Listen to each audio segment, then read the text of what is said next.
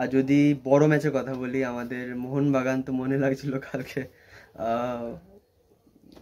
বাগানে ঠিক মতো জল দেওয়া হয়নি, ঠিক আছে, কারণ জলটা জামশেদপুর ঢেলে দিয়েছে।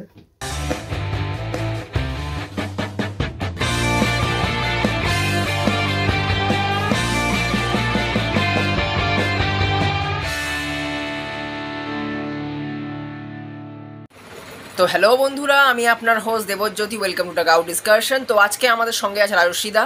তো চলুন কিছু কোশ্চেন করা যাক রাজস্বীদাকে। তাহলে রাজস্বীদা, আমার প্রথম প্রশ্ন থাকবে তোমার কাছে যে নকআউট খেলাগুলো দেখে তোমার কেমন লাগলো? What a dominating performance by Mumbai. আচ্ছা, ইয়ার্কি মারছিলাম। ব্যাঙ্গালোর তো যাই হোক, এক্সপেক্ট করিনি যে 5-0 হবে score. Mumbai after 2-3 great years of football in ISL, I don't think no one actually expected Mumbai যে এরকম পারফরমেন্স হবে। হ্যাঁ, এই সিজনটা ওদের মতো ছিল না, বাট স্টিল আমি এক্সপেক্ট করছিলাম একটা ফাইট পাবো। But Bangalore totally dominated the game.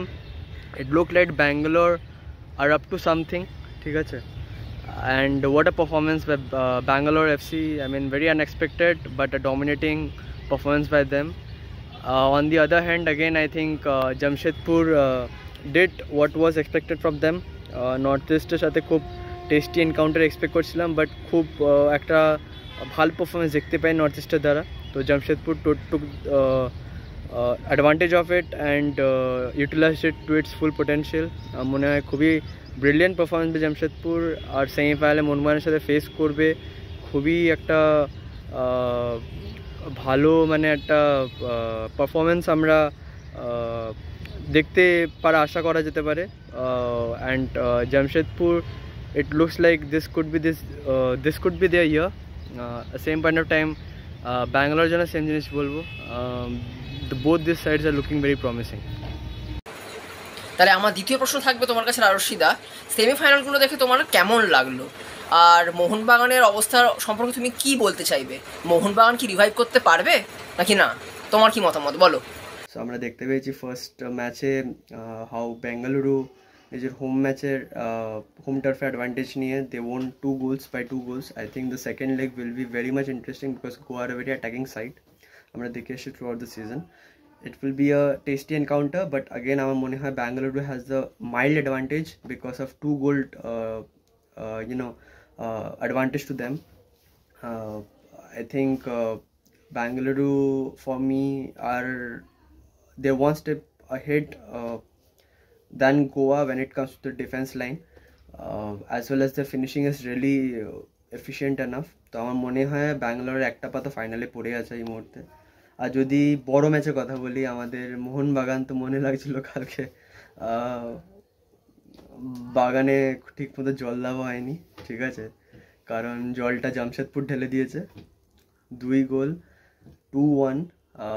Again আমার মনে হয়েছিল যেহেতু অ্যাওয়ে ম্যাচ ছিল, খুব একটা অ্যাগ্রেসিভ না খেললেও পারতো মোহনবাগান। ইয়াস, কামিন্স পুরো এলিমিনেট করলো লিডটা। তারপরে Mohun Bagan war playing really well. They were using the flanks, they're putting in the crosses, they were using the midfielders really well to bisect the players. তো কিন্তু জামশেদপুর again আমার মনে হয় they kept their nerves very cool আর advantage নিয়েছে যে loop holes Mohun Bagan দিচ্ছিল on the defence, কারণ আমার মনে হচ্ছিল লাস্ট থেকে খুব বেশি অ্যাগ্রেসিভ হচ্ছিল মোহনবাগান, সেটারই অ্যাডভান্টেজ জামশেদপুর নিয়েছে, counter attack and they smashed in the goal. Oh, what a brilliant goal again by Jamshedpur, and this has been the case যে ওরা যখনই কাউন্টার অ্যাটাকের সুযোগ পায় তখন ওরা পুরো ওটাকে ভালো করে ইউটিলাইজ করে। আর এই বড় ম্যাচে আমি এক্সপেক্ট করছিলাম যে Mohun Bagan they will run away with the match 2-0, but again Jamshedpur যেভাবে ওরা ফাইট করেছে, and hats off to them জামশেদপুরকে. I am really interested in seeing that second leg because again I still feel it's 60-40 Mohun Bagan because salt lake স্টেডিয়ামে, চ্যাম্প্যাক স্টেডিয়ামে খেলা হবে। I think কেউ বলেছিল এক বছর আগে মোহনবাগান আর রিয়াল মাদ্রিদ অফ ইন্ডিয়া। তো again that is sort of a fact, but let's see. Jamshedpur will give a tough fight, advantage with Jamshedpur, but still Mohun Bagan fans ভরসা রাখো, মোহনবাগান নৌকো দিয়ে পার হয়ে যাবে আশা করা যায়। So let's see.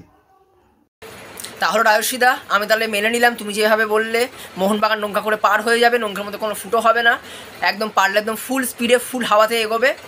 তবে আমি এটুকুনি বলবো, খেলাটা যেরকমই হোক ভালো হোক, আমরা যেন সবাই এনজয় করি।